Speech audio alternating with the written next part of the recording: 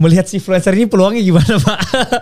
Ya, tapi tahu si influencer Pak sebelumnya? Tahu ya? Tahu. Jadi yang paling penting kan sekarang kan dikembangkan. Jadi bisnis itu kan bisa satu income, bisa multiple source of income di dalam satu bisnis. Oke.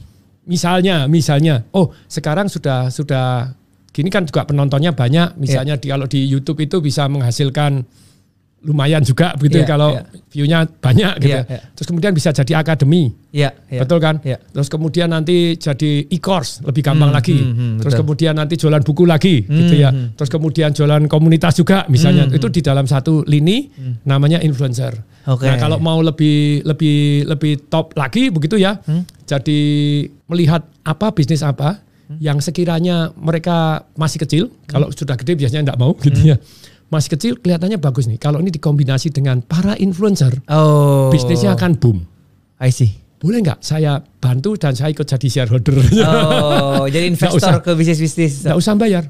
Barter dengan ilmunya, barter dengan jaringannya. Oh, tapi dia kasih kita saham? Yes. Bisa gitu Pak? Ya jelas dong. Oh. Berapa persen tuh yang fairnya? Kalau yang namanya fair itu semuanya negotiable.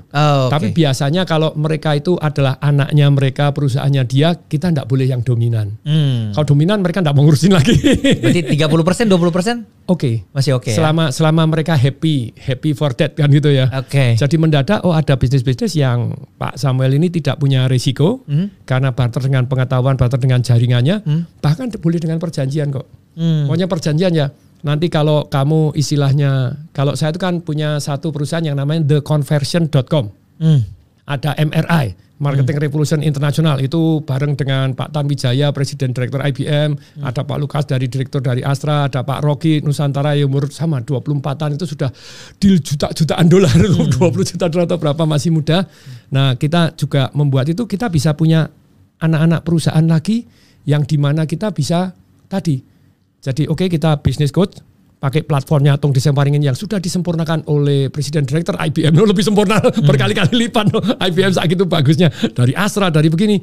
Nah kecil bisa jadi boom, kita bisa dapat share dan mereka tidak perlu berat membayar satu yang namanya influencer kayak tadi, tidak perlu berat membayar satu bisnis coach, tidak perlu membayar satu konsultan yang begini. Ketika hasil baru mendapatkan, misalnya ada satu perusahaan.